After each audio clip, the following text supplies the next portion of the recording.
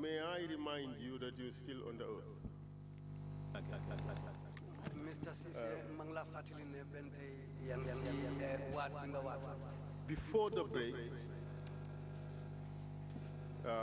we talked about the history of Ker Muhammad Ali. We talked about history of your sect and the transition, as you put it, from Sarikatul Mutahara to Hakikatul Munawara, from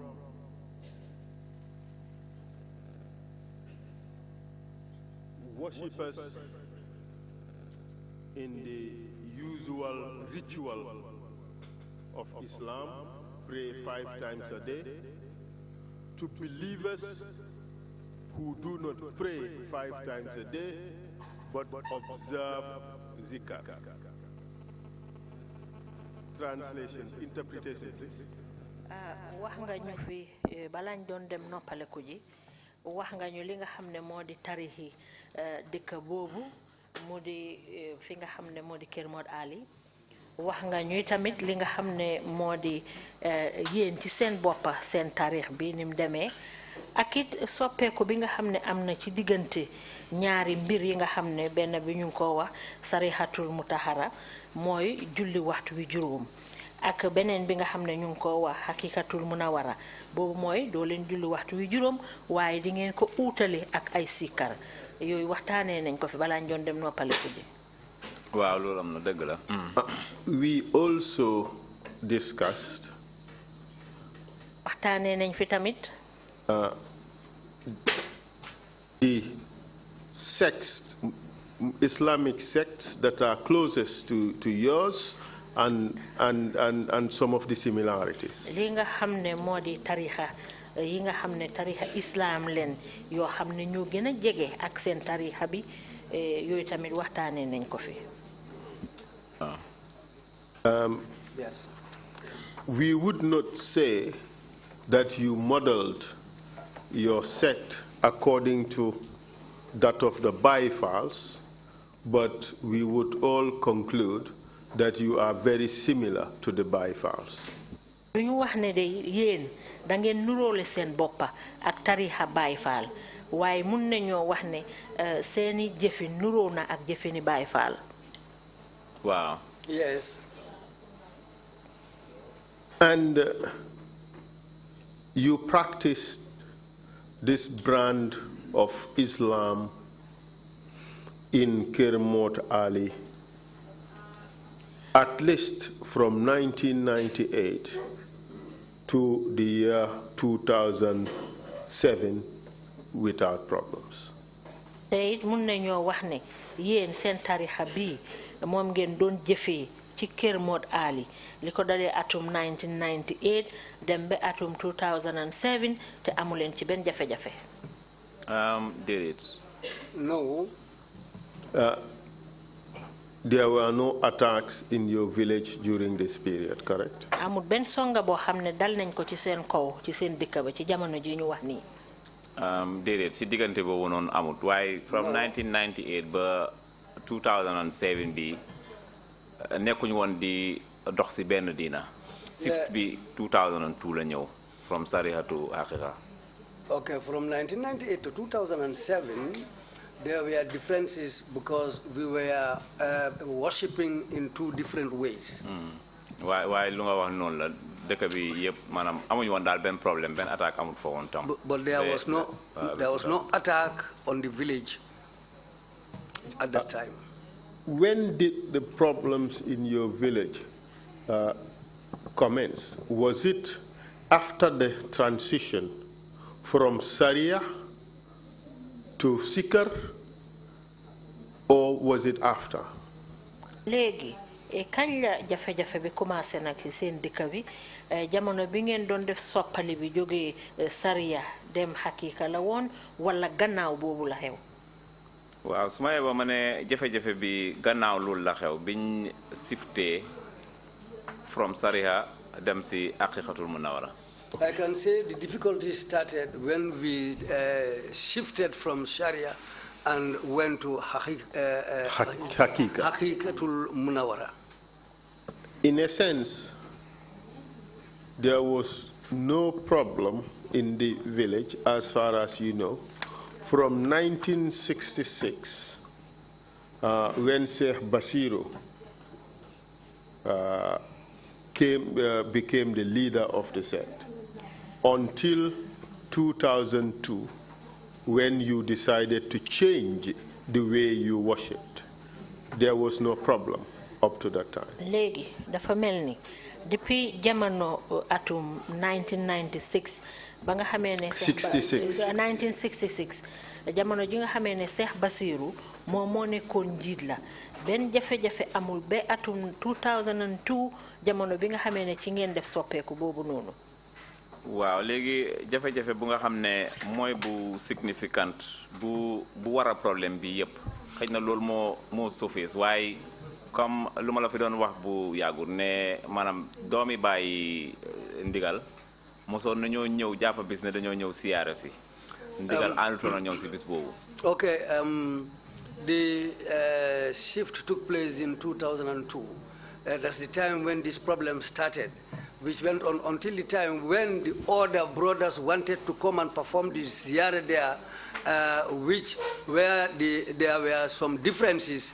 That's the time when these problems started. No, I think there's a bit of a misunderstanding. What I understand the witness to say is that the problems came to the fore after 2002 when there was a shift. But prior to 2002, there was another problem in which Ndigal's brothers wanted to organize a ziyarah in the village. But Ndigal did not agree to the date. Yes. That was a problem. Do you agree, Mr. Witness? That's perfect. Thank you very much. But that problem you identified, the problem of the date of the ziyarah. Yeah. Which year was that? It was prior to. Jafe-jafe bi nga wax ni mom nga wax ne mom mo feñ moy besi jamono ziyarah ba lolu kañ la won? It was before Ndigal's father actually passed away in 1992. That was 98 or 92? In 1998, sorry. That was before Ndigal's father passed away in 1998. Yeah. Was the old man aware of the problem? Ndax góor gi nag xamoon na jafe-jafe yooyu fa doon dox? He was. Yes, he was aware. Waaw xamoon na ko. Did he weigh on the issue? Did he say anything? Ndax nag moom bam ko xamee wax na ci dara? He went, waaw jamono boobu moom dem na ba xam na ne léegi gars yi dañ bëgg a ñëw dugal seen loxo si mbiri Kër Mod Ali te moom doomam bi di Ndigal la ko joxoon. Well, he was aware that these people wanted to come and interfere with things going on in Kër Mod Ali, and he had already handed over that responsibility to Ndigal.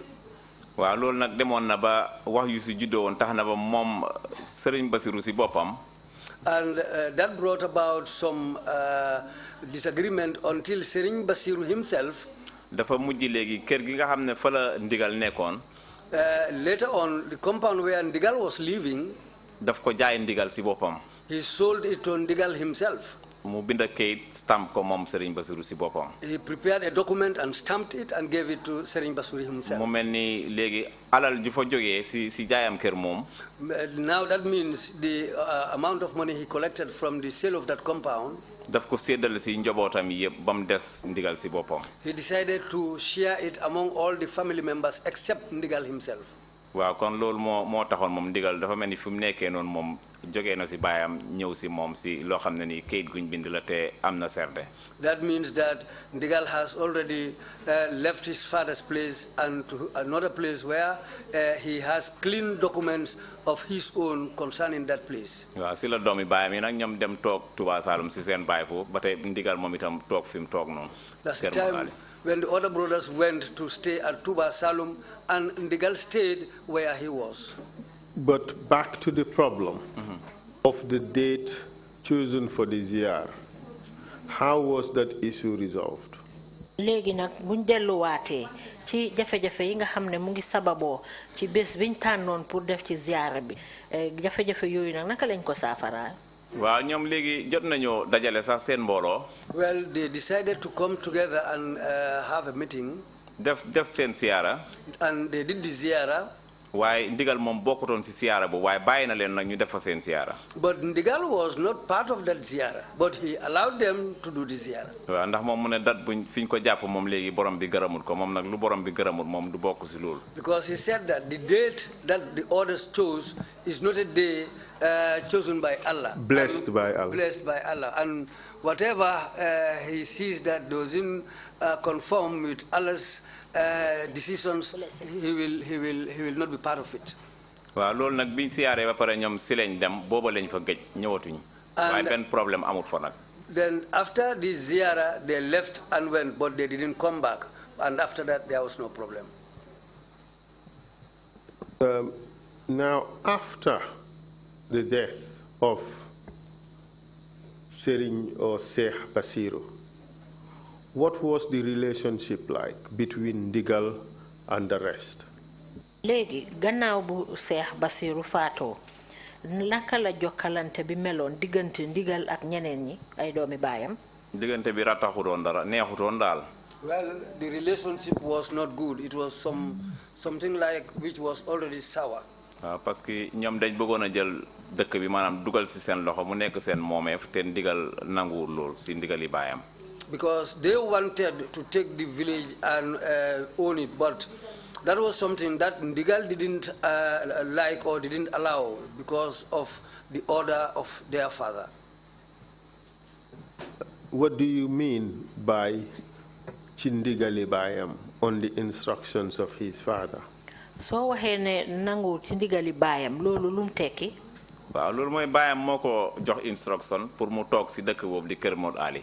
Because that means that it was his father who gave him instructions to reside or stay at Kër Mod Ali. Was it an instruction to reside, or was it that he was the chosen one by his father to have superintendency or to manage the affairs of Kër Momad Ali? Loolu ndigal la woon bu bàyyeekoo ci baayam wala baayam moo ko tànn seppi ko ci seen biir teg ko fa pour mu jiite lépp loo xam ne moo di dox ca dëkk boobu muy Kër Mod Ali. waaw ñaari yëpp la. Yeah, it is both. bi mu ko tànnee léegi pour mu toog foofu doxal maanaam mbiri dëkk bi. mooy fa la ko toogal mu toog fa. When the old man selected him to be in charge of the village, yes, because it was his father who established him there. You talked about a sour relationship. Could you tell us what were the reasons or the factors to which this situation could be attributed to? Why was the situation or the relationship bad? What caused the rift in the relationship? wax nga fi nag diggante bu ñagas ci diggante ñoom doomi baay yooyu ndax di ñu mun a wax lan mooy sabab bi tax be ñoom seen diggante gannaaw bi mu mel noonu. waaw Ndigal léegi moom dafa mel ni si nu ma ko mën a waxee si saayir depuis bu mu nekkee maanaam tout tànk ndaw. Well, just as I can say it, Ndigal, since when he was a young boy. waaw ni nga xam ne na la ko baayam jëlee yóbbu ko daara. And how his father took him to the dara or to the madrasa. waaw anam boobu dafa mel ni daf ko si beral loxo defalut ko ñi nga xam ne ñoo ko magoon. Well, the old man did for him looks like he didn't do that for the other brothers. waaw ndax bi mu koy yóbbu dafa wax ne ñu yóbbu suñ sëriñ mu dem dali jàng. Because as he said it, let's take our marabu to go and start his education.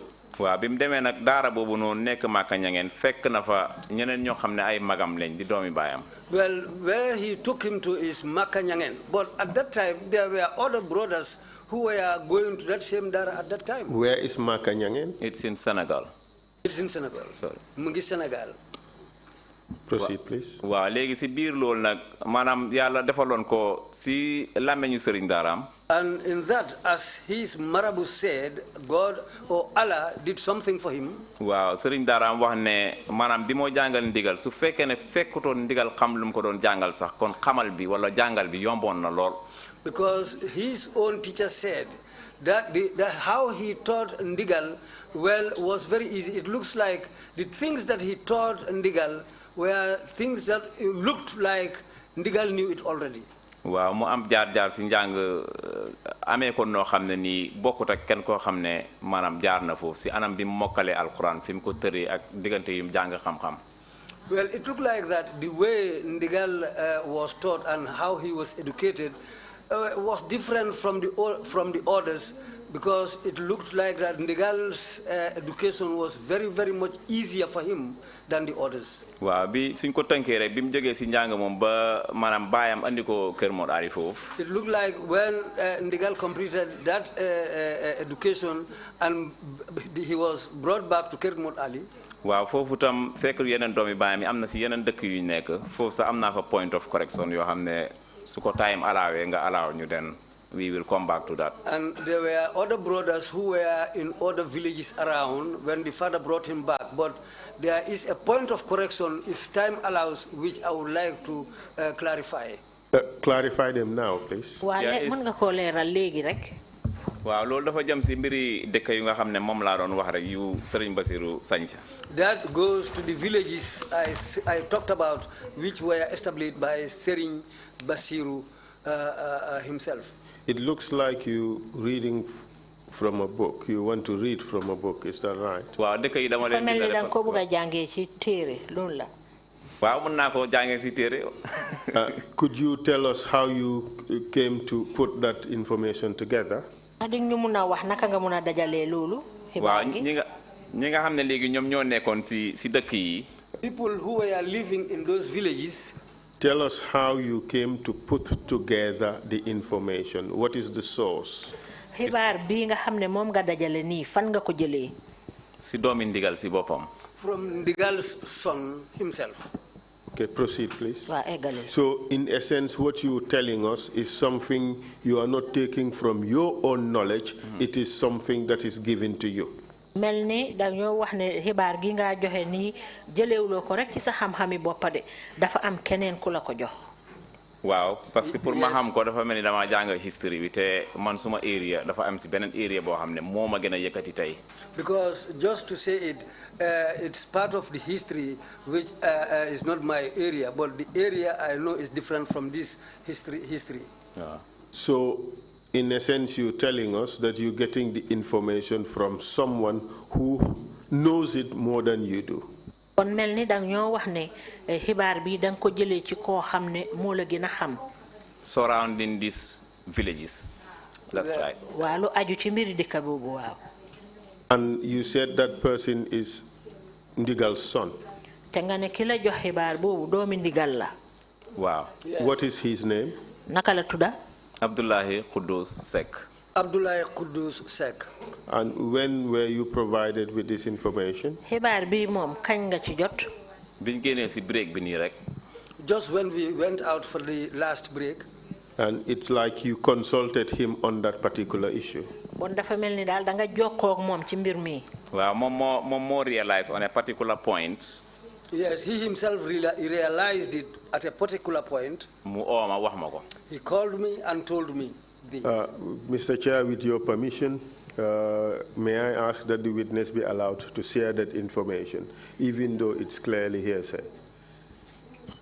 Oops. Sorry. Please proceed, counsel. Thank you very much, Mr. Chair. Please provide the information.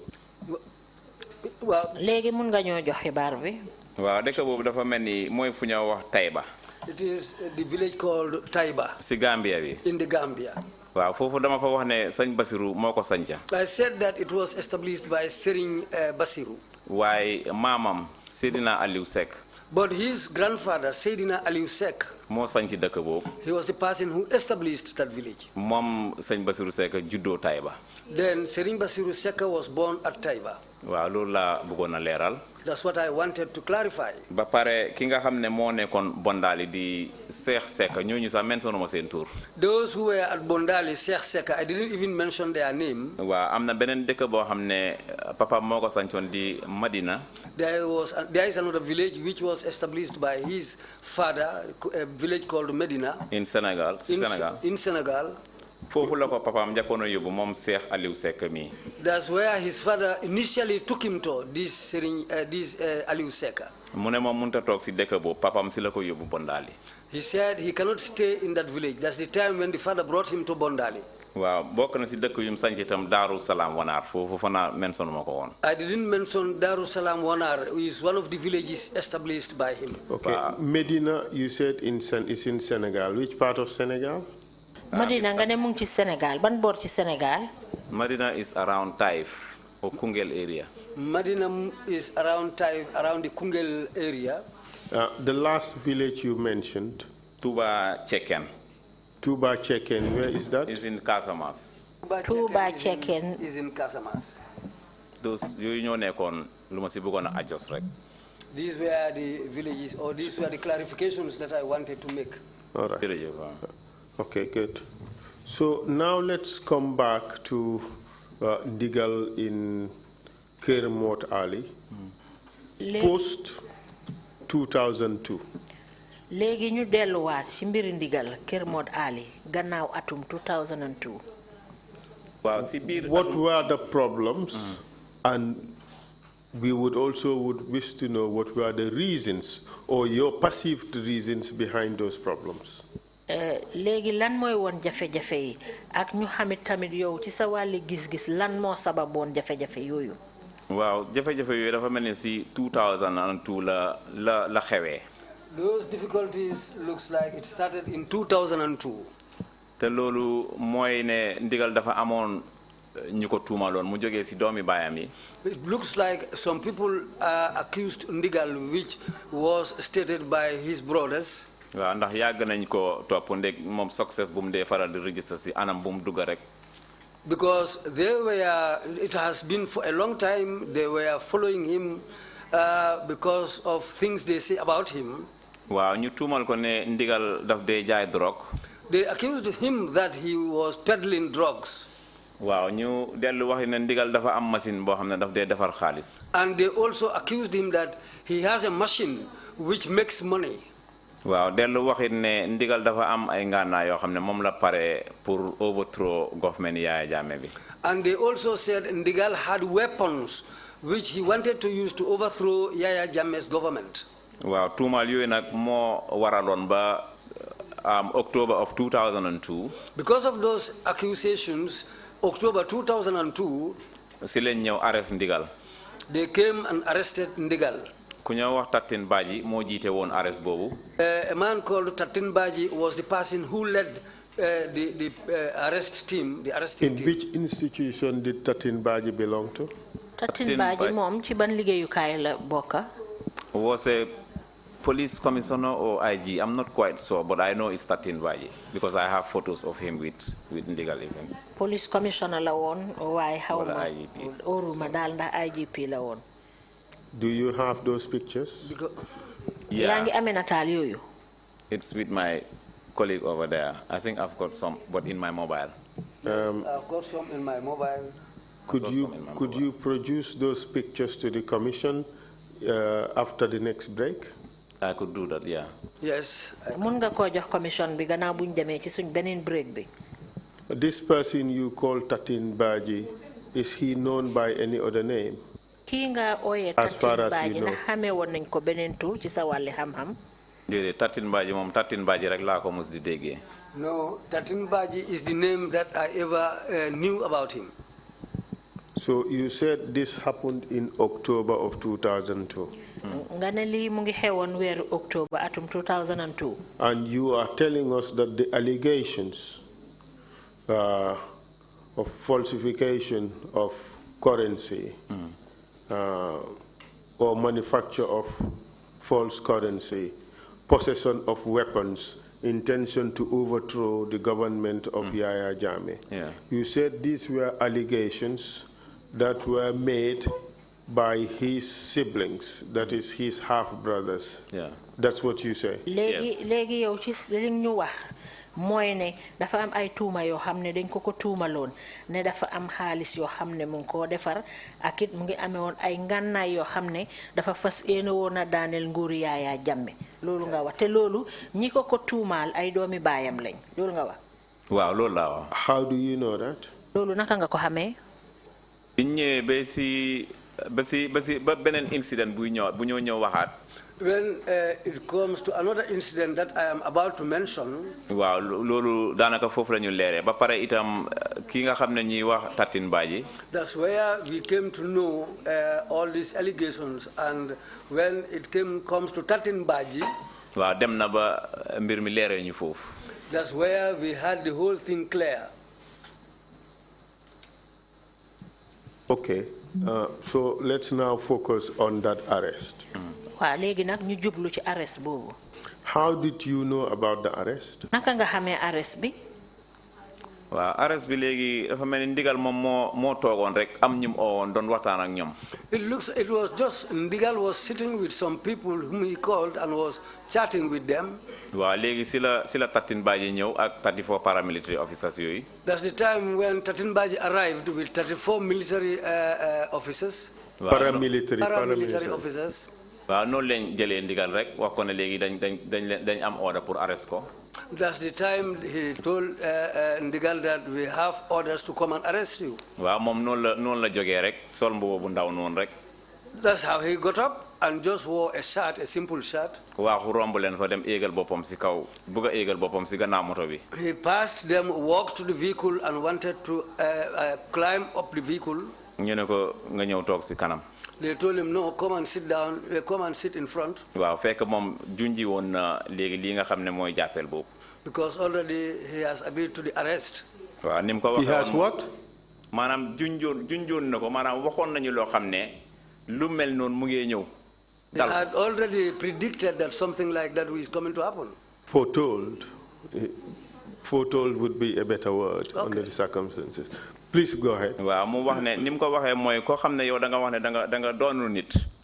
How he said it was that anyone who said we are human beings. wala nga huutu nit. or you inherit from somebody. waaw fu mu jaar da nga fa jaar wala nga jaar fu ko nuru. That person, wherever he passes, you will pass through that or pass somewhere very similar to that. waaw te mu ne moom léegi tànki Cheikh Amadou Bamba ki jiite 13th century hijratin bi. And he said the person who led the 13th century Islamic sect, Sheikh Muhammad Bamba. tànkam yooyu la topp moom mu jiite 14th century hijratin bi. He is following the footsteps of Sheikh Muhammad Bamba, the 14th century hijrat. kooku jàppoon nañ ko. That man was also arrested. teg ko mbugal ak tuuma yu ne. And they accused him of many things. moom itam mu jaar fa. And that's also what's happening to him. waaye mu wax ñu ne léegi soo amee bidong balaa nga seen naan foog nga génne kubéer bi. But he told them also, if you have a can where you have water and you want to drink, you have to remove the cover first. loolu nag moo waral mu génne kubéer bi ba tax ñooñu mun a ñëw jàpp ko mu dem liggéey bu mu war defi liggéey bu mu war a defal borom bi. That's why he removed the cover so that those people can come and arrest him, so that he can go and do perform certain jobs that he's supposed to do. In a sense, you are telling us that his arrest and detention was a rite of passage revealed to him through divine revelation. Léegi dafa melni li ñoo wax mooy ne moom li nga xam ne moo ko dal noonu jaar la boo xam ne rek mbir la boo xam ne daf ko feeñu. yàlla moo ko teg te mu leer ko bu baax leeroon ko itam balaa moo jot. Well, it's Allah who decided that, and it was made clear to him. This is why it happened that way. From your description of things, it appears to me, at least, that you are suggesting that the trigger for his arrest and detention was his own acceptance of that arrest and detention. Is that the case? Léegi mu mel ni yow ci sa gis-gis li ñoo wax mooy li nga xamne dal mo waral arrest bi nga xamne mom lañ ko arrest mbir la mo xamne mom lum nangula waaw lum nangula da amna proof yu bari yo xamne leral nañu ko tam ba lool am. Yes, it's something that he agreed to, and he had a lot of proofs that he had shown to the people. Could you tell us what those proofs are? Wa legi ndax mun nga ñoo wax lolu lan la? Waaw legi dafa melni nit ko xamne nit ku bax la. It looks like somebody who is a good person. Suñ ko sété ci depuis bu yonentu yi di ñëw ba legi. If we look at the ways from the time of the prophet up to the present day, yonentu bu fi jaar bu nek danaka am nga difficulties c'est sa ay mbokk ñoy door difficulty yoy. All the prophets went through difficulties which were created by his own people. Buur yi jàpp ci ñoom itam. And how the rulers also took their part in it. Loolu ko xam history ci manam yonentu yi loolu fa na di ko mëna dëggal. Anybody who knows the history of the holy prophet, you will be able to understand that. The holy prophet bi rek sax dafa melni holy prophet bi moom moo ñëw last ci yonentu yi. Not only the prophet, the holy prophet, because he was the last among the prophets. Waaw waaye prophet yi fi jaar yëpp ñu ñëw ba ci ki nga xam ne mooy second to last bi muy Seydina Isa. All the prophets went through that, up to the second to the last prophet, who was Prophet Esa. Wow, tuumal yu nekk teg nañ ko. He was accused of so many things. Fitna bu ne jaar na ci. He went through many difficulties. Buur yi jàpp ci not ko. The kings arrested him and put him into problems. Waaye terewut li nga xam ne moom la ko Yàlla yónni woon yonentu Yàlla Esa moom matal na ko. That didn't prevent him from doing what Allah sent him to do, and he has achieved that. Waaw mu soob Yàlla nag ñun maanaam yonentu Muhammad sallallahu alayhi wa sallam ñëw ñun ñu wax ne ñun dañ ko gëm ñun muslim yi. And it was Allah was pleased to say that, to send Prophet Muhammad sallallahu alaihi wasallam, and we also followed him. Waaw te Yàlla defit ñun it li ñoo dox nii gëm nañ yonentu Muhammad sallallahu alayhi wa sallam ne moo mujj. And we also, whatever we are doing, we believe that Prophet Muhammad sallallahu alaihi wasallam is the last prophet, and we are his followers. Waaw mu jaar ci ay nattu ak fitna yu bari. He also went through many difficulties and problems. Waaw loolu nag ay mbokkam ñoo ko door. And it was, those problems were triggered by his own relatives. Waaw buur yi jàpp ci not ko. The rulers also decided to take part in it. Waaw bundu xatal ko ba mu jógee Makkatal Mukarram dem Madinatul Munawwara. He was harassed in Mecca, where he was born, to the level of, to the point of he decided to leave Mecca and migrated to Medina. Waaw waaye terewul léegi suñ xoolee fu mujjee rek jarul ñuy sori sax fi mu mujjee mooy li ko Yàlla yónni woon pour mu taxawal ko ñun muslim yi gëm nañ ne taxaw na. But if you look how things ended, we Muslims believed that he achieved his prophethood. That's what Allah sent him to come and do, and he has completed that. Kon su fekkee ne yonent bi moom ba mu ñëwee fekkoon ne ñi fa war a àndat ñoom dañ ragal tuumaal wala coono. So if the prophet, those who were with him, if they were afraid of trouble and suffering, kon yonent bi du am kenn ku mu àndat def liggéeyam bi. Then the prophet wouldn't have had anybody to accompany him or to perform the job he was supposed to do with him. And Mr. Ceesay, this is your proof of your suggestion that Ndigal had to go through the same thing. Accusations emanating from envious or jealous siblings. This is your proof. Mr. Ceesay yow daal lii nga wéral ne lépp loo xam ne moo dal li nga xam ne moo dal ni Ndigal loolu yëpp sabab bi mu ngi bàyyeekoo ci ñi nga xam ne ay doomi baayam lañ. Waaw loolu bokk na si waaye comme moom fi mu jaar léegi dafa am tànki ku mu topp muy ku jiite 13th century hijrati bi muy Cheikh Ahmadou Bamba. Yes, that's part of it. But what he was doing was he was following in the footsteps of the 14th century, 13th century leader, Sheikh Muhammad Bamba. You saying 13th and 14th century, are you referring to the Islamic calendar or the Gregorian calendar? yaa ngi wax jamonoy ay 13th ak 14th century léegi ci armanaki islam bi nga toppa wala ci beneen bi. waaw loolu si aslam yi am calendar islam bi la mooy bi yonentu moom sallallahu alayhi wasallam gàddaayee Makka dem Medina. That's the Islamic calendar when the prophet migrated from Makkah to Medina. Bis boobu lañ dooree kontu hati hijratin. That's the counting. That's the way we started the counting of the Islamic calendar. Boobu ba léegi nag dafa nekk 1,441 From that time, 441 years. From that time to date is 1,441 years. Wow, loolu su ma ne 14th century ñu ngi 1,441 years loolu moo ko isi. If I said the 14th century, if you count from that time to date, is 1,441 years. I think in English that should be 15 and not 14. In English. In English, wow. Waaye léegi foofu lu tax mooy. The reason for that is oote bi fi mu déparé. The summons where he departed. Century bi fi mu dooree. The beginning of the century. Tur boobu noonu lañ mën a jox ki jiite century boobu. The name that we can give is the leader of that century. waaw comme Cheikh Ahmadou Bamba bi mu ñëwee. Just like Cheikh Ahmadou Bamba when he came. 13th century bi lañ ko moomale moom ndax si doori ni 13th century bi la départ la gayam. comme njiiti jamono. We associated him with the 13th century. That's the time he started his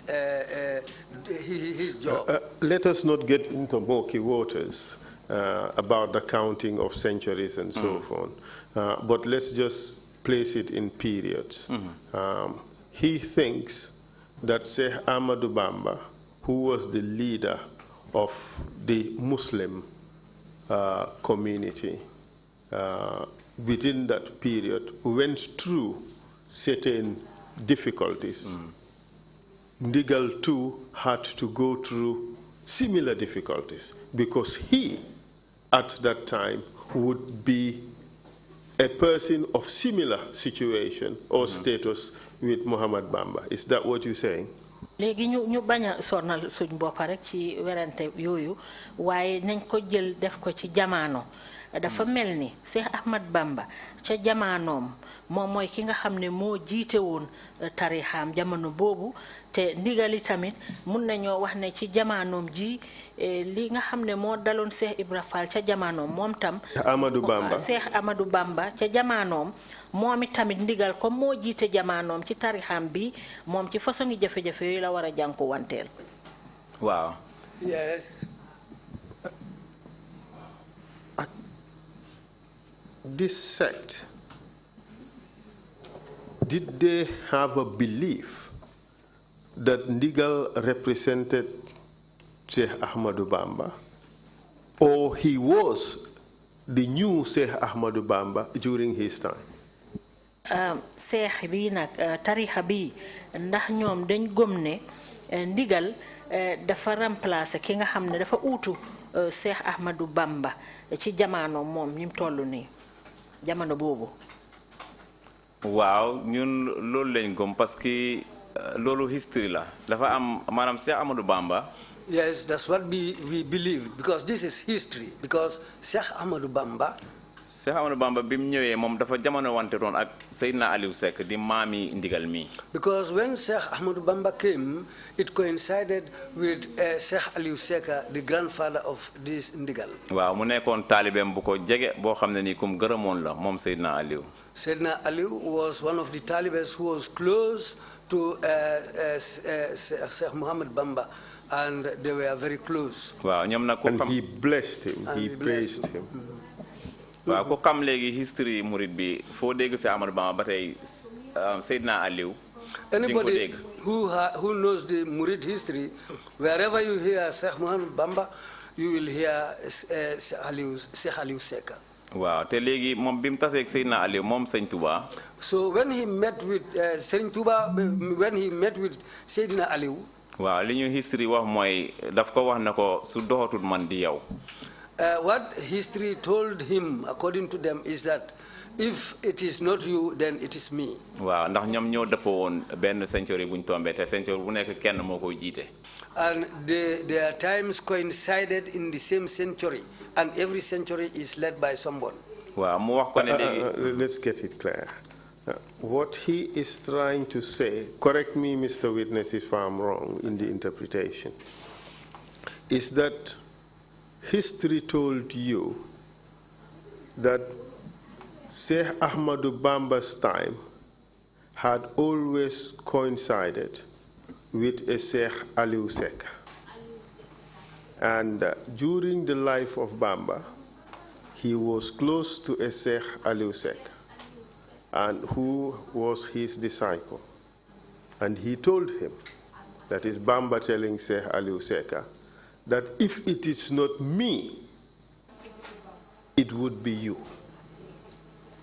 which suggests that if Bamba was not there to be the leader of the sect of Muridism, it would have been Sheikh Aliou Seka to be the leader of Muridism.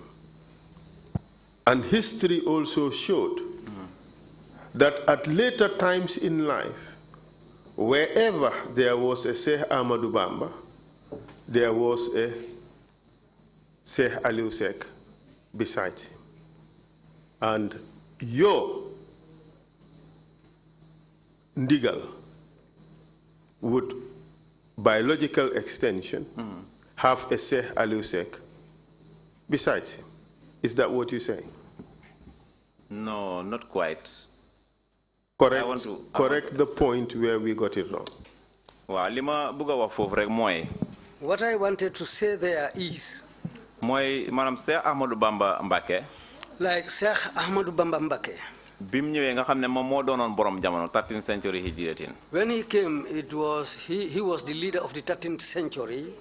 Seydina Aliou Seka mom. Seydina Aliou Seka for him. Mom itam dafa melni ku mag ñi dañ daan wër non di uti sëriñ bo xamne mën nañoo jébalu ci mom. The elders used to go around to look for a marabout whom they can pledge their allegiance to. Waaw ci biir lool mu wër mom ba dajé ak Sëriñ Touba. In that he went around until he met with Sëriñ Touba. Sëriñ Touba nak ci nuyuwante bi mu nuyuwante ak mom bimu gisé Seydina Aliou Seka mom. When they met and when they were exchanging greetings, Sëriñ Bamba with Seydina Aliou Seka. Waaw ci la ko wax ay wax yu bari waaye fi luma fi wax rek moy. That's where they exchanged a lot of words, but what I said here is, su dootul man di yow loolu la Sëriñ Touba wax Seydina Aliou. If it is not you, then if it is not me, then it will be you. Waaw loolu la ko wax loolu wax boobu nag.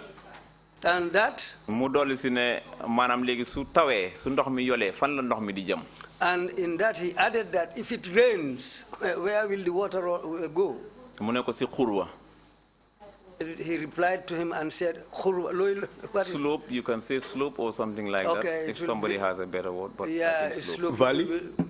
It will be a slope or maybe valley. Valley.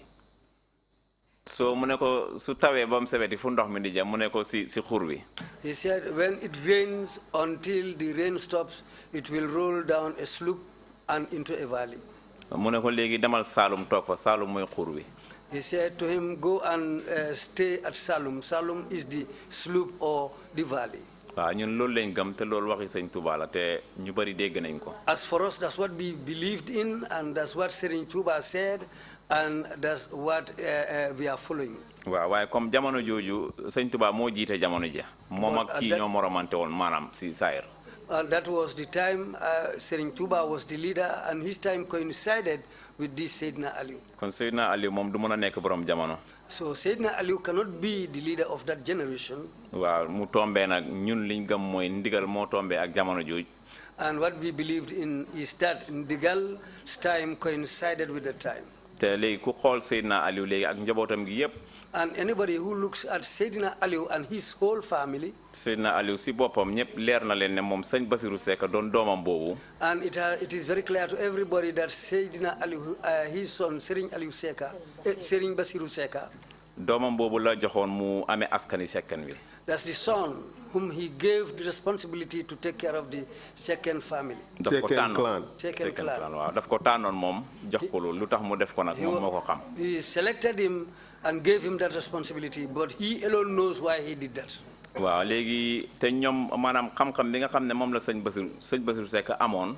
And the knowledge that Serigne Basiru Seka had acquired. waaw ñu bari ñu leen xam dinañ mën a seede ne sëñ Basiru maanaam lim doon wax ak luy ñëw si moom doonutoon loo xam ne mbiri jàng rek la. And those who knew him at that time knew that whatever he does and the knowledge that he has was not just an ordinary thing. waaw kon moom itam sëñ Basiru moom mu amit ay doom yu bari. And Serigne Basiru also had a lot of siblings, sons. Children. He had a lot of children. waaw ba tey biir doomam yooyu noonu ndigal mi ku xam doom yooyu di nga xam ne ndigal maanaam bokkut ak ñoom si wàllu xam-xam ak doxalin si benn anam. And those who knew all those sons, you will know that Ndigal is a different person from all the other siblings. He doesn't have the same equal knowledge with others. He is above them. waaw mbooloo tam lu mu si am doo ko compare ak ñeneen ñi. And the community will not compare him with the others. So the following he had cannot be compared with that of others. Yeah. Okay. waaw mu ñëw nag léegi doxalinam boobu. And the way he was doing things. waaw loolu moo dem ba tollu foo xam ne. It went up to a point. jaar ñun ñi ko toppoon ba mu dooree ba moo julli ba fuñ agsi. All the ways that he went through, and we the followers who were following him, we went up to a point. waaw yëg nañ bu baax ne century bale jeex na kon beneen century dafa war a taxaw te dafa war a am borom.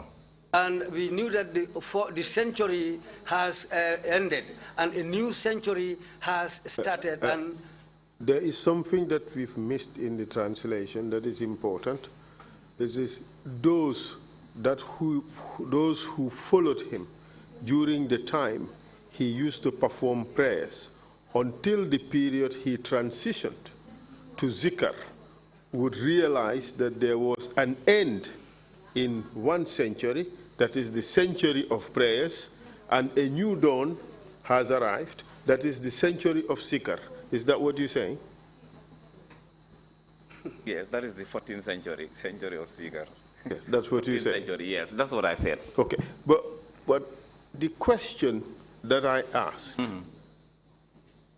initially, before this long explanation, was, is it that people in your sect are trying to draw a similarity or a parallel between Ndigal and Sheikh Ahmadou Bamba?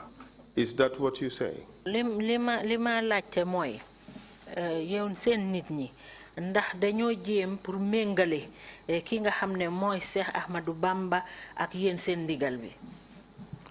waaw mën ngaa use maanaam woot bi méngale waaye li nga xam ne moo xew mooy comme yonentu yi su ñëwee rek ku nekk am liggéey boo xam ne moom lañ ko sant. Yes, you can use that word, but when these prophets come, each one of them has a job to do. su boobaa borom jamono yi bu yonentu mo sallallahu alayhi wasallam ñëwee ba nga xam ne léegi moom ñëw na nekk yonentu bu mujj bi.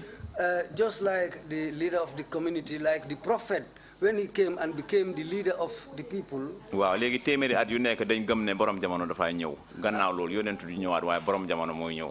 And we believe that after every century, after every 100 years, even if it is not a prophet, but a leader will come who will be head of the generation. waaw loolu nag moo xew ba maanaam léegi 13th century bu Sëñ Tuubaa jeexalee. That's why in the 13th century, when Serigne Touba completed his time, waaw mu liggéey li nga xam ne moo taxoon yàlla wàcce ko pour mu liggéey ko. he did the job that Allah gave him the job that Allah gave him to do. waaw su boobaa kii itam moom bi mu ñëwee ba toog si 14th century ci jeetin bi. And also when this man also came in the 14th century. waaw moom it li ko yàlla liggéeyloo. loolu la doon liggéey. What Allah gave him, the assignment that Allah gave him was what he was doing. waaw mën nañoo wax ne moom la inherit. That's what we can say, that's what he inherited.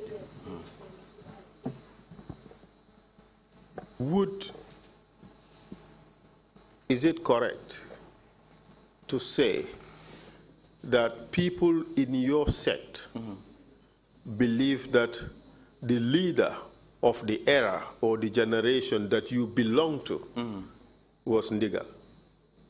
Ndax mun na jaadu bu ma waxee ne nit ñi nga xam ne ñoom ñoo nekk ci seen wàlli tariixa bi gom nañ ne daal ki nga xam ne moo jiite jamono jooju kooku mooy seen Ndigal.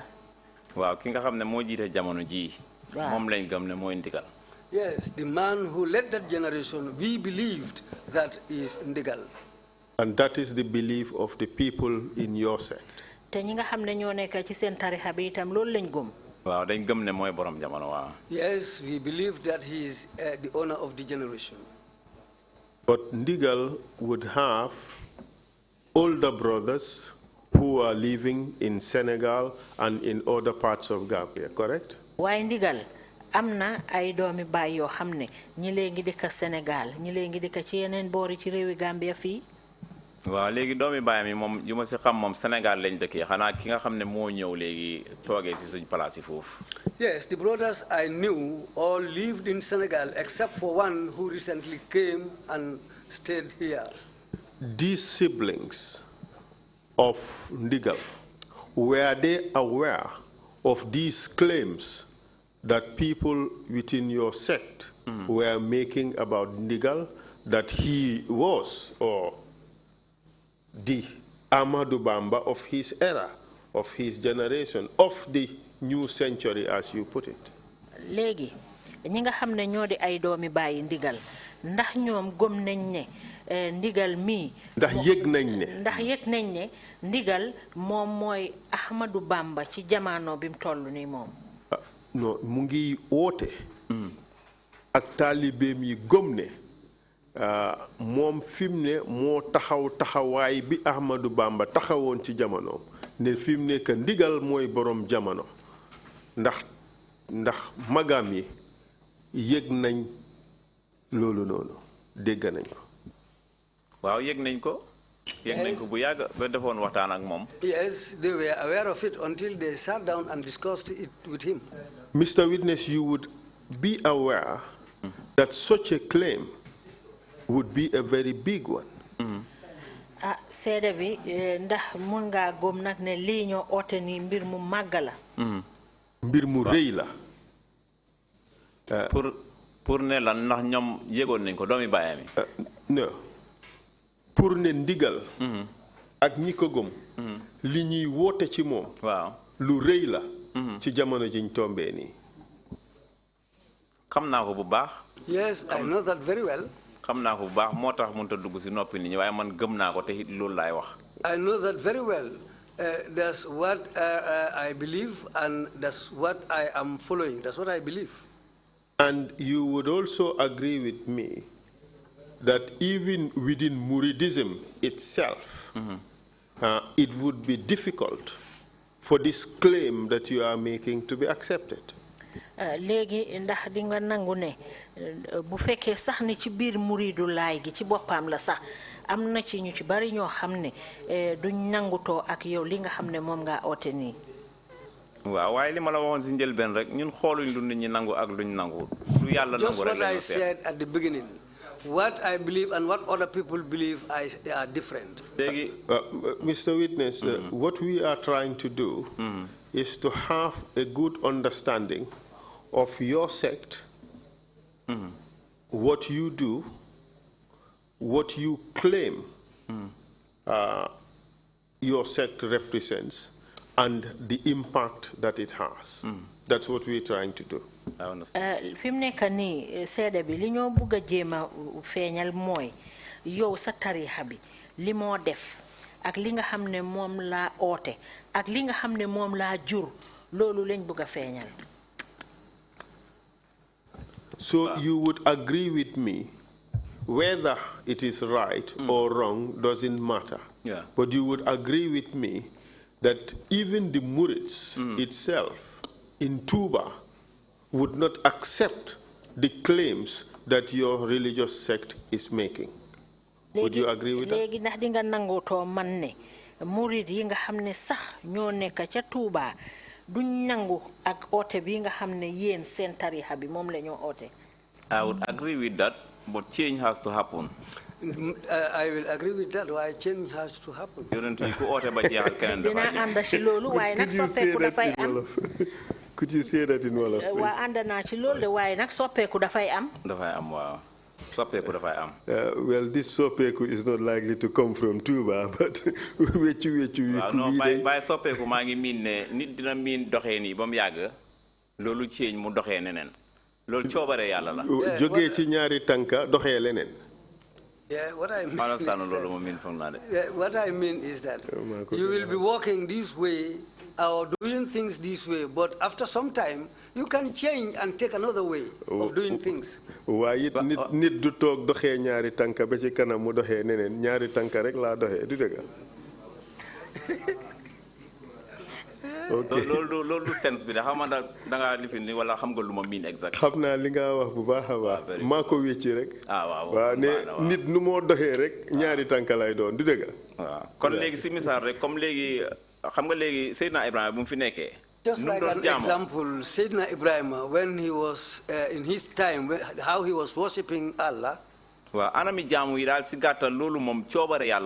way he was worshipping is something that Allah has decided. We look at us, we believed what we believed in. The Christians have their own belief. But Allah has placed, somebody has placed what he believes. But this is precisely the point, Mr. Witness. What I am trying to drive at here is that your beliefs, to some extent, are fundamentally at odds with other mainstream groups that have a similar belief. Wa lolu degala lima wax fi moy yeen sen tarixa bi li ngeen gum dafa outé ak yeneen tarixa yi ñoom li nga xamné ñoom it lolu lañ gum yi nga xamné xaw nañu nuro ak yeen sen tarixa waaw lolu degala waye fan lañ moyé constitution bi ak fan lañ xaté loi lolu moy wax. That's true, but where did they differ in their constitution? No, where did we violate the constitution? Is that what you're trying to say? That's what I mean. That's right. Thank you. But this is the reason why you are here. And we will get to that. We are trying to set the stage to have a better understanding of who you people are and why you people had problems and how those problems were dealt with. Waaw lolu yeb dinañ ci ñew waye dañ bëgga waajal nit ñi rek ñu xam yeen ay ñan ak lan mo tax ngeen am ay jafe-jafe ak jafe-jafe yoy naka ngeen ko safaralé.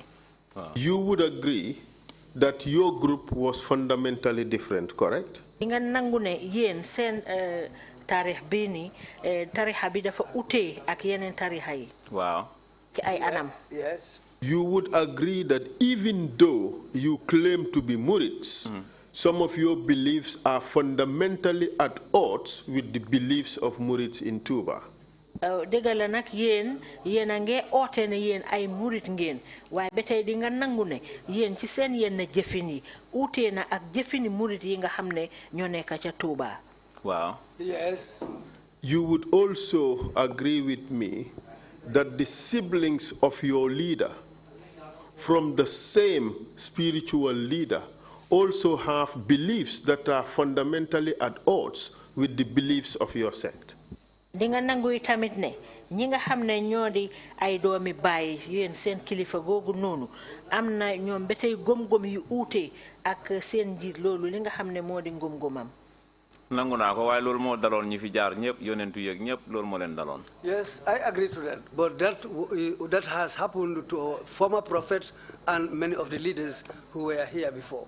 In fact, Mr. Witness, the differences are not just limited to the performance of prayers or the rituals of prayers, the Sharia, or the lack of prayers and reliance only on zikr as in the hakika. You would agree with that? Legi. Dafa melni yeen seen outé bi emut rek ci wali julli bi nga xamné non lañ ko défé ci li ñoo wax sariya ak li nga xamné mom lañ wax ni julli du fa am niñ ko feñalé ci fanna gi ñoo wax hakika. Wow. Outé bi emut fofu rek. Could you tell us the other differences? Légui nak di ñu mëna wax yeneen outé yi ci am. Waaw légui comme li nga xamné moy manam asaka. What you know is asaka. Asaka dinañ koy génné waye dafa am niñ koy génné no xamné mën na am mu uté ak sariha num koy génné. Asaka is what you give out as charity, but there are different ways how to give it out. Waaw ñun ni ñoo génné asaka pour ma léral lako moy comme lo am rek. The way we give out this charity called asaka is waaw balang sé use dara balang sé spend dara dang ci génné asaka. Anything that you get, before you spend anything out of it, you take out the charity from it. Wow, in the other words, zakat from it. Okay. In other words, suma amé $100 legi bogo ko spend. Like an example, if I have $100 now and I want to spend it, Fok ma génné ci lu mut $11. I have to take out $11 from it and give it out. I give it and give it to somebody else. Man ma use lu dess. And I will use the remaining balance. So for your sect, zakat is not what you have kept, money you have kept for a year. It is a percentage of what you always have to spend. Yen dafa melni yen sen asaka ni ngeen ko defé moy du li nga xamne moy alel gi nga denca bem nek fa diri at dafa melni lo len téye ci sen loxo rek ci lolu ngeen di génné asaka bi. Waaw ñun duñ génné asaka ci luñ denc ba at parce que at bi ya ngay am lu bari. Su fekkee ne lu nga denc rek nga génné asaka kon ya ngay lekk lo xamne am nañu ko mom. Well, we only take out zakat from what we have currently. But the amount that has been kept into a bank, if you use that, then you are eating something that belongs to other people. I have been made to understand that concept of zakat is called tithing.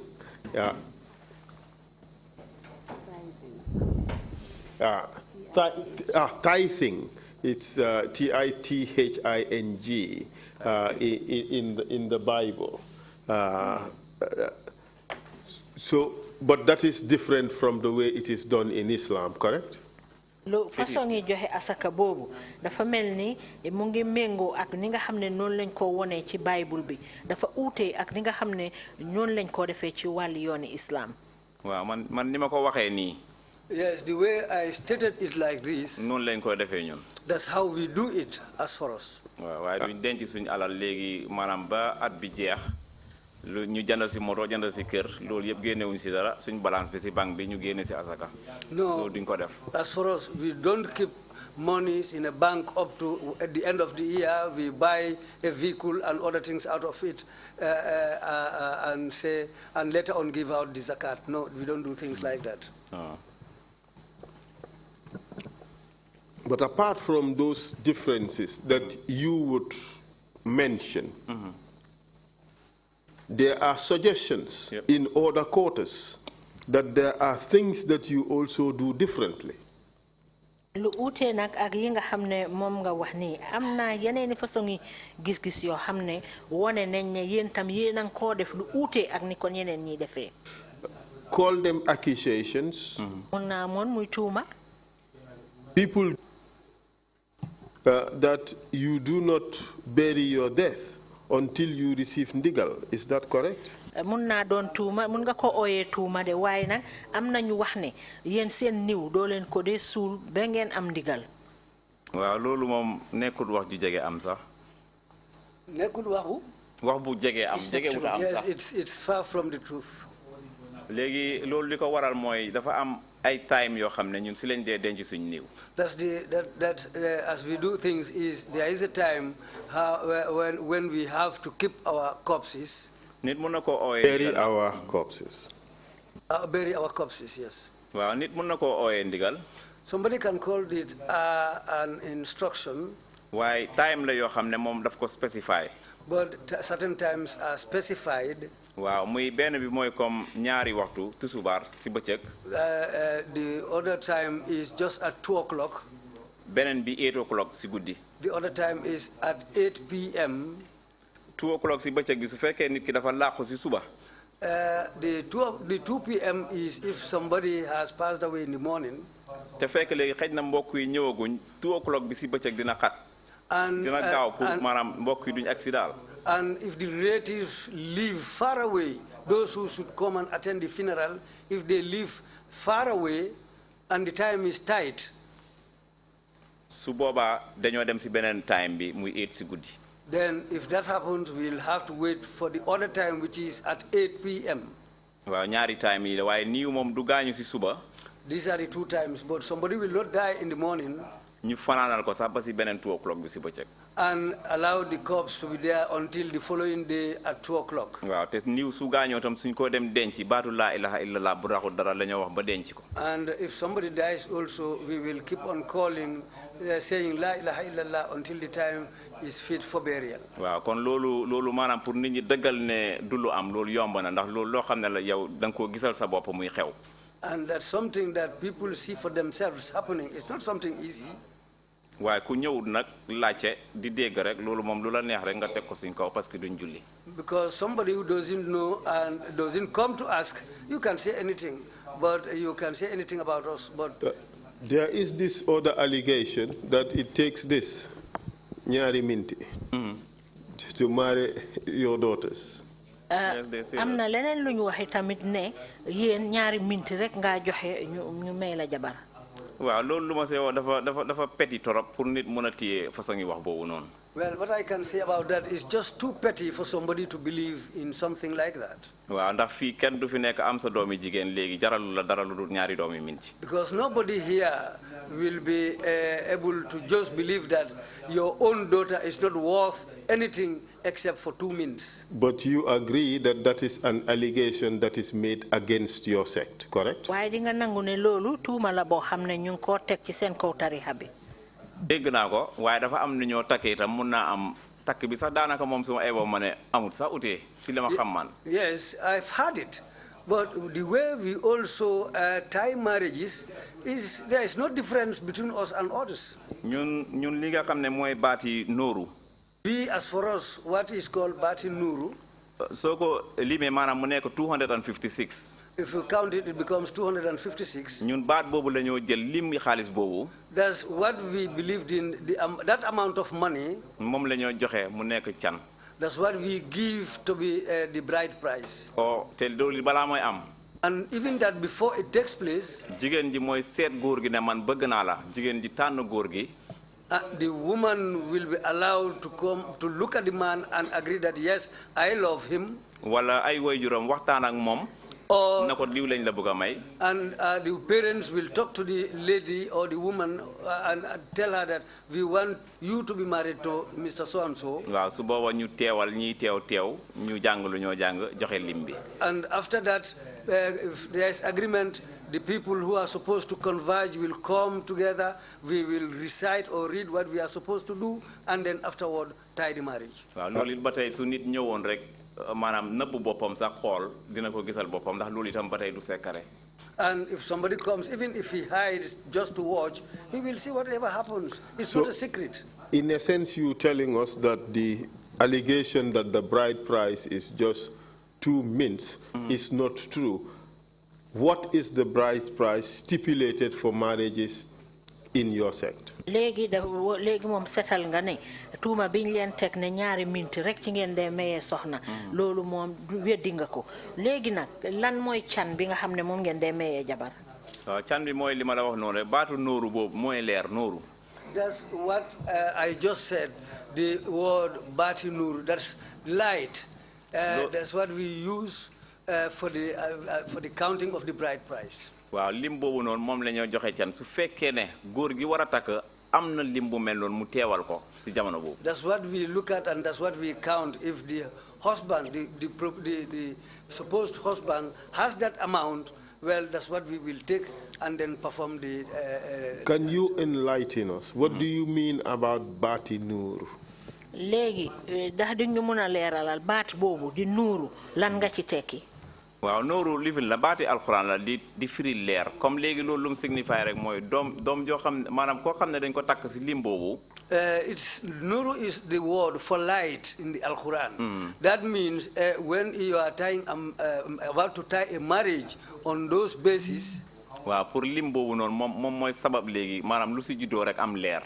And that's the amount that we will check to have light on whatever we are about to do. This is not to betray my lack of in-depth knowledge of the Quran, but would you be referring to Suratul Al-Nur when you said this, Bati Nur? léegi nag ndax Suratul Nur moom nga tekki si baat bi nga xam ne yaa ngi koo wax ne Bati Nur ndax foofu ngeen ko jëlee ci Suratul Nur bi. waaw xam nga léegi maanaam ndigal moom suy ñëw léegi aaya mooy ñëw rek. You know, when a revelation is about to come, an ayah will first come. wala baat bi ñëw rek léegi leeral la ne mbir mi lii laa si jublu. or a revolution will come and show you that this is what is supposed to be done. Well, su boobaa nag baati nooru su ñëwee foo gis nooru rek yow xisaabal nooru rek mu jox la 256. And if the order of light comes, and that's the order of 256, that's what we check, and that's how we do things according to our marriage. Waaw suñ tàgg see daal loolu nag bu teewul léegi li nga xam ne yow moom nga am si jamono boobu moom ngaa teewal waaye du tere loolu bor la si yow pour nga jox ko ki nga xam ne moom ngaa tàkk. Well, this is how we do things. And even if you don't have the 256 amount in cash, we can still tie the marriage, but the remainder will be a debt. So if Sagar was a member of your sect and you are to give her away, how much would you ask for? Léegi su fekkoon ne ci misaal daal Sagar mi mu ngi bokk ci sa taarix bi nga war ko maye mu sëy ñaata nga laajte ci moom. Xam naa ne du ñaari minti moom. Sagar dina war a seer trop moom. So tell us how much it would be. It would be what I told you, that amount I told you. What is the amount in dollars? That would be around $22,000 to $23,000 if you check at probably 430 for the CFA, 256,000 CFA at a rate of 430. That would probably give you the dollars. $23,000 thereabout. Roughly, yeah. It's certainly more expensive than the norm in town. But mind you, we don't do receptions. the going rate in your place is expensive. That includes everything, the bed and the clothing and everything. That's for the wife. But you would agree that this also represents another important difference between your sect and other sects in Islam. Bon dafa melni li mu ngi teewal beneen uute bu am solo boo xam ne am na ci sa diggante taarix bi ak yeneen taarixa yi nga xam ne ñoo nekk ci Islam. Waaw lii tam uute na waaye ñun lii lañ gëm. Yes, it's another difference, but this is what we believe in. In fact, you would agree with me that some people would look at you and say that since you people don't julli, you don't pray, you are therefore not Julit. You are therefore not Muslim. You would agree some people would think that. Léegi ndax di nga ànd ak man ne xëj na ñenn nañu sax dinañ xalaat ne comme que yéen doo leen dee julli bon duñ leen mun a ooyee jullit. Waaw loolu ku ñu ko wax tamit wax nga loola neex rek ak loo xamut. Yes, anybody who alleges that to us, well, you've just said something that you like to say or something that you don't know. Biñ commencé fii wax naa la julli mooy lan. When we started here, I narrated what the ritual is. It has many ways. But you would agree that you could be perceived as non-Muslims by some people. Why di nga nangu ne mun nañ leen a gisee ne doo leen ay jullit ñenn nañu mun nañ leen a gisee noonu. Léegi xanaa ku julliwul rek moom du jullit. Well, does it mean that anybody who doesn't pray wala yeneen 5 pillars yi moom boo si bàyyi rek yaa ngi nekk jullit wala nekkuloo jullit. Or somebody who discards the other 5 pillars, you are not a Muslim. Mr. Seka, fortunately, Mr. Ceesay, sorry. Fortunately, I asked the questions, you answer them. That's all right. But the question is whether it is wrong or right, that doesn't matter. The question is, you know that because you don't pray, and because there are other differences between your sect and other sects in Islam, some people can perceive your sect as being non-Muslims.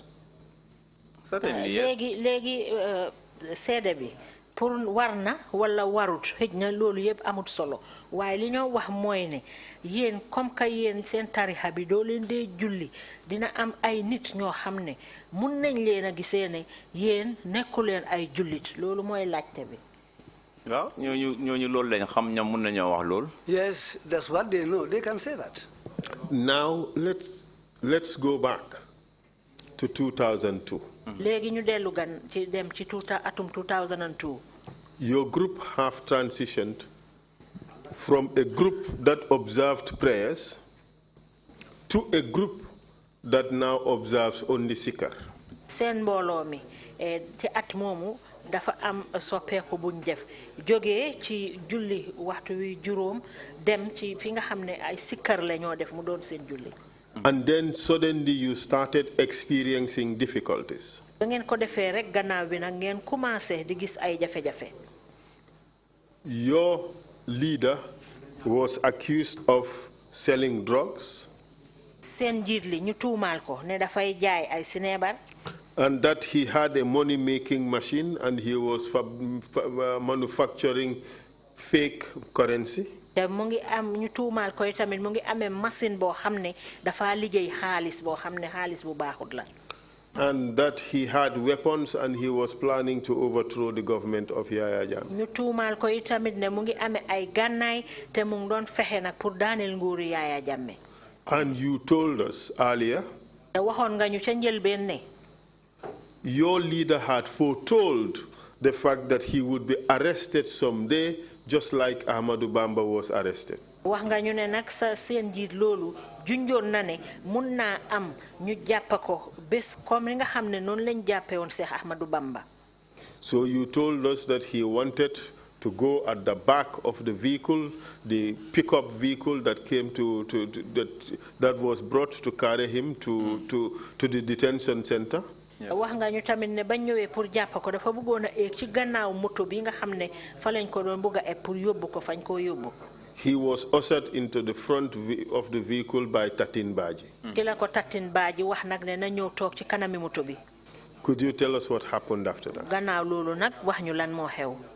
waaw bi loolu jàllee si lañ fa déparé ñoom jubali Farafenni. When after that happened, that's the time we departed and headed towards Farafenni. They, not we. They departed. They departed. waaw ñoom biñ demee Farafenni nag léegi ndigal dañ ko bàyyi woon Farafenni moom si police station bi. So when they went and reached Farafenni, they left Ndigal at the Farafenni police station. Tatin Baji moom dellusiwaat si dëkk boobu noonu Kër Modou Ali pour si nu mu ko waxee conduct saaj daal si area bi ba pare laajte yenn laajte tam. Tatin Baji came back to Kër Modou Ali to search the area, the place, and ask some more questions from people around the area. waaw moom bi mu saajee ba pare moom si nu mu ko waxee gisul fa sax paaka bu baax si dëkk bi. After his search, he said he didn't even see a better knife, a good knife in the village. waaw mu wax ne nag léegi li si des moom dafay laajte rek mu ne dafa dégg ne ndigal amul jabar. What he was left was he was just asking because he heard that Ndigal doesn't even have a wife.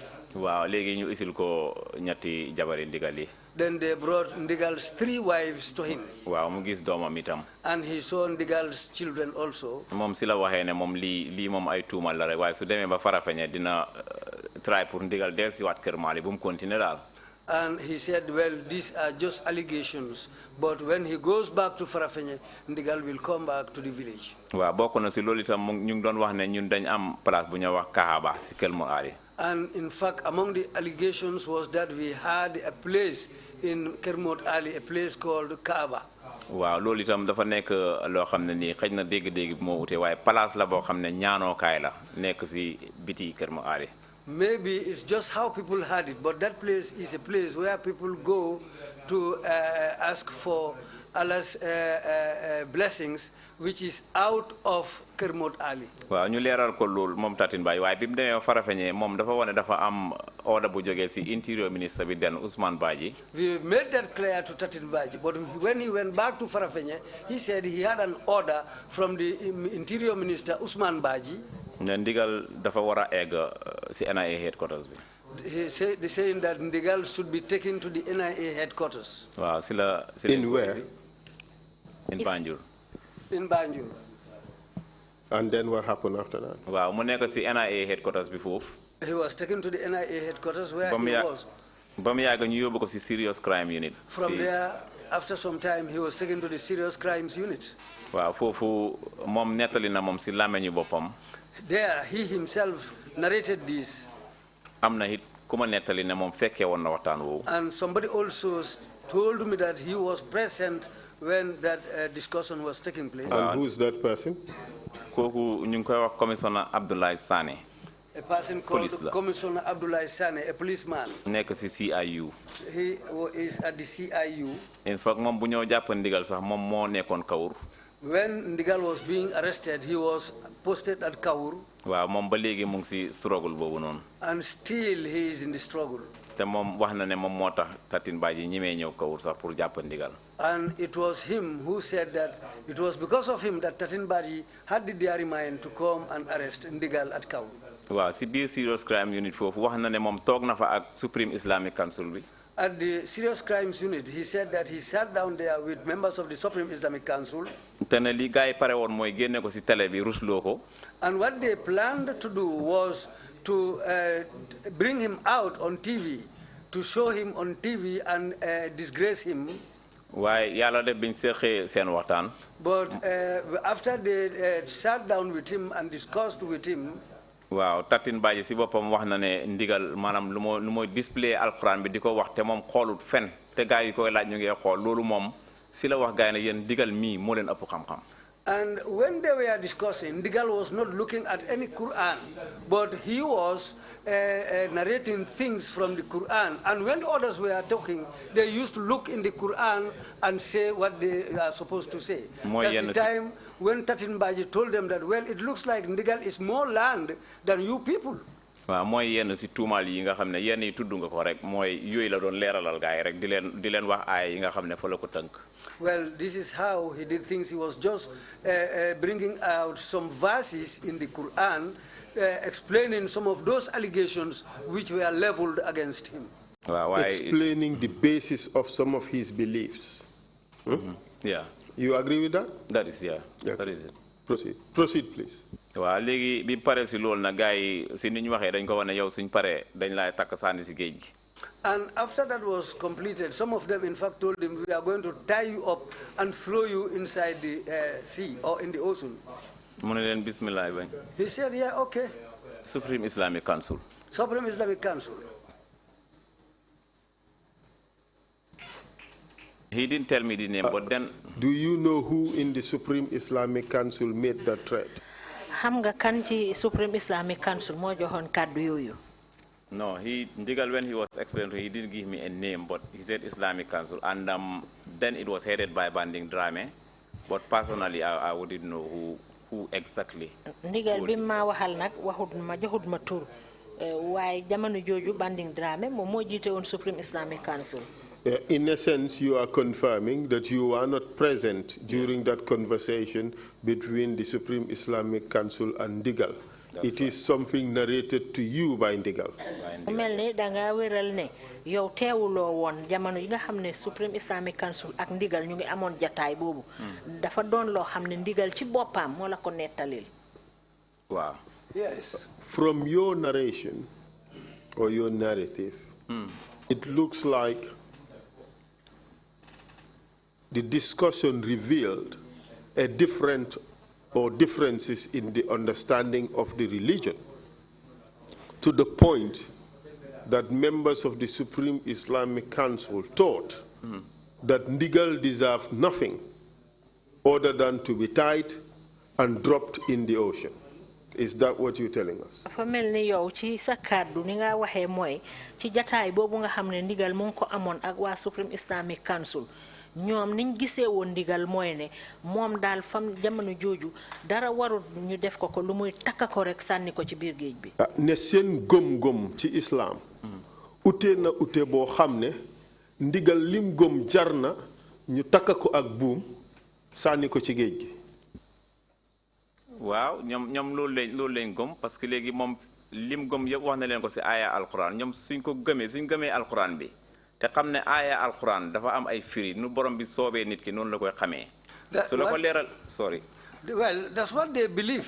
But if you look at the Quran, the ayahs that he was reading to them, if you believe in that, you know the Quran, then those ayahs he was revealing to them was based on what was happening. waaw loolu nag ñoom su fekkee ne ñoom xamuñ ko. And if they don't know that, ñu ne léegi loolu baaxut ki wax lii léegi dañ koy takk sànni si géej gi. And they said that's not good. Who said that will be tied and thrown into the ocean? waaw ñoom loolu lañ leen jàpp rek fi ñu xamee lañ waxee rek waaye daf leen wax ne bismillah bañ àgg sax. That's what they know, and based on what they know, that's how they decided to do things. And when they told him that, he said, okay, that's all right. What happened after that? After that meeting with the Supreme Islamic Council at the Serious Crimes Unit in Banjul? Lan mo xew na gannaaw ndaje boobu ndigal am ak Supreme Islamic Council ci béréb Serious Crime boobu ci Banjul. waaw gannaaw gi moom léegi dañ ko téye si police station bi noonu si police headquarters bi. After that he was detained at the police headquarters. waaw mënuñ ko wax dara luñ ko war a def daal dañ ko bàyyi noonu rek moom mu toog fa taalibe mi ni ñëw di éeg ak a wàcc di ko seet. They left him like that. They didn't tell him anything. His students were just coming and going to come and see him and go. waaw muy waxtaan ak ñoom rek comme ni mu daan def su nekkee Kër Mor Ali rek. Just he was chatting with them, whoever comes there, just as he used to do at Kër Mor Ali. I have seen that some of your members wear clothes with inscriptions, Quranic inscriptions. Would this be your normal way of dressing? Dama seetlu tamit ne yéen ci ñi nga xam ne ñoo bokk ci yéen dañoo sol ay yére yoo xam ne dañ ci dee bind ay bindi alquran ndax yéen loolu mooy seen façon colin. waaw loolu bokk na si suñ façon colin yi waaye colaay moom daanaka nu mu neexee nit ki mu defee ko na decent rek nu ñoo solo daal moom dafa am pour decent. Yes, some of us dress like that, but dress is, anybody can dress anyhow you want, but what is important is to wear something that is decent. waaye itam léegi mbubu yi dafa mel ni signature la si ndigal suma ebo ma explain ko noonu. And these shirts or these dresses can be taken as signatures about ndigal. I can say that. waaw yenn yi dafa am ay daayra. And those others have their dairas. daayra yoo xam ne si biir ndigal la bokk te kii bokkut ak kii daayra. And those dairas which existed are different from each other, but they all are under ndigal, those who believe in ndigal. waaw so yenn yi comme bii turi daayra la wala boog lu ñuy wax jamaatu boo xam ne man si laa bokk. Well, just something like me, I belong to a daira called Jamaatu, so I can dress like that with that inscription on my shirt. Wow. I have seen in the audience someone wearing white. Would he belong to a different audience? Different daira? Gis naa ci jotaay bi tam koo xam ne sol na lu ni mel waaye dafa weex. Ndax kooku nag ci beneen daayra la bokk. waaw ci beneen daayra la bokk. And what would be the name of that daayra? daayra boobu naka la tudda? Maybe we'll ask him. Yes. Awliyaullah. Awliyaullah. Jamaatul Awliyaullah. Jamaatul Awliyaullah. Man ci suratul Ahla la bokk. I belong to the Suratul Ahla. I see that you also wear certain you carry certain pictures or emblems. Could you show that and tell us what they signify? Gis naa tamit ne yaa ngi sol benn nataal ndax di ñu ko mun a won wax ñu moom lan la unda. waaw bi moom nitaali ndigal la si boppam. This one is Ndigal's picture, he himself. waaw léegi maanaam dafa dekk ne nataal maanaam léegi soo ko xoolee. If you look at the picture. mun naa am si saayir bi nii nataal rek la laa jox ne xool naa nataal bi rek kii moo si nekk. You can just look at it and say this picture is somebody's image, that's it. waaw waaye ñun gëm nañ ne nataal yi dafa am baatin. But we believe that these pictures carry something else. And what is that baatin? Baatin bi moom loolu suñ gëm-gëm la rek daanaka du jar sax ma si sori. The baatin is our belief. There is no need for me to go into that. yow doo ko sol Esa. You will not wear it. Well, does it talk to you? No. nataal bi daf dee wax ak yéen. It does. Dafa ma dee defal dara. waaye du wax ak man. waaye du wax ak yow. It does something for me, but it will not talk to me. mbaa dina indi xaalis rek. ñu ngi sant yàlla daal. Well, our thanks to Allah. MashaAllah. So, on that, Mr. Chair, I think this is a good point to stop for lunch. Thank you, Council, and thank you, Mr. Ceesay. Jërëjëf Council, jërëjëf Mr. Ceesay. And I thank our splendid legal team for time of questioning when issues are not very clear, how the Council would really reduce to bring it down to seeking clarity, emphasizing clarity. ñu gërëm tamit ñi nga xam ne ñooy suñ mbooloom looya yi nga xam ne ñoo fi nekk buñ tolloo ci ab jamono joo xam ne kàddu yi ëpp na suñu gam xam-xam ñoom ni ñoo fexee ba wàccee ko ba mu tolloo ak ñun. And two things had happened before. It was trying to clarify to the audience the idea of what was going on in a particular shooting incident. am na ñaari mbir yoo xam ne itam moo doon dem ci jamono joo xam ne ñu doon bugg a feeñalal ñi nga xam ne ñoo fi toog nii lu aju ci jamonoy fetelante boo xam ne mu ngi amoon. The demonstration came from the legal team itself, pointing gun at commissioners. ni nga xam ne noonu la ko looya yi doon wone ñoom dañ doon wone ci misaal waaye nag dañ jël fetel bi joxoñ ko ci commissionnaire yi. The point was made very clear to us what the shooting was and where it was directed. te leeraloon nañ ñu nag gannaaw bi fetel yante yooyu lan la woon ak fan la jublu woon. And just a few minutes ago, te nag ay waxtu yu néew rek ci gannaaw ay minutes yu néew ci gannaaw. came the issue of bride price. ñu ñëw nag ci mbiri li nga xam ne moo di can gi. It didn't occur to me that council would offer or ask for a bride price for one of his own colleagues. demoon na jamono ba nga xam ne sax maa ngi bëggoon a foog ne moom council bi daf doon laaj ci joxe can pour kenn ci ay naataangoom. I'm glad it was only the right and not money itself being asked to go to the deputy chair for reparations. loolu mbir la boo xam ne nekkutoon xaalis boo xam ne daf doon war a dem ci ki nga xam ne mooy deputy chair bi ci ay ndampaay yoo xam ne moom lañ waroon a joxe. But I think the point is very clear what the sect would ask for as a bride price. waaye nag gannaaw bi nag leer nañu nañ li nga xam ne tarixa bi loolu la ñoo laajte ci can. Well, use the bride price to have a nice lunch. Go buy lunch for yourself. bon nag nga jëfoo can googu ñu jëm jënd añ bu neex. We'll come back at 2:40. dinañ dellu si waat nag. Thank you very much. Meeting is adjourned.